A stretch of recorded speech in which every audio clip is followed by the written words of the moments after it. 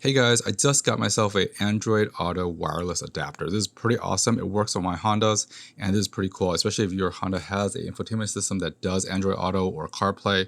All you do is plug it into the data port of it and it acts as a communication device to your Android Auto phone. And it's wireless, so you don't have to have your phone. Once you walk in the car, it automatically links up in about 10 seconds or 15 seconds or so.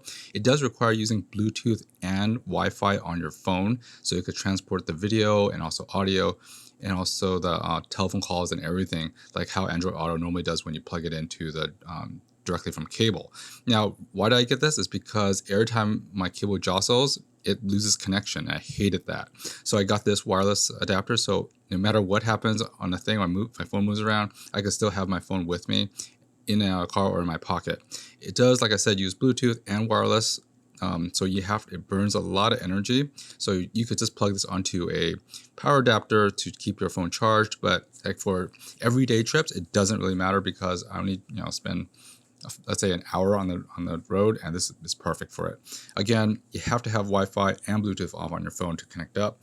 The main thing about this, the install was very, very simple, but the main thing you have to do is update the firmware on the adapter first. You don't need you can actually do that with Wi-Fi Direct, and by connecting to Wi-Fi Direct, you could just basically download the new thing, new firmware, and update it first before even connecting anything up. After you connect it up, it's pretty simple. There is also a password here that's really hard to read in the instruction manual. You want to upgrade the Android Auto thing first on the adapter. Upgrade the firmware.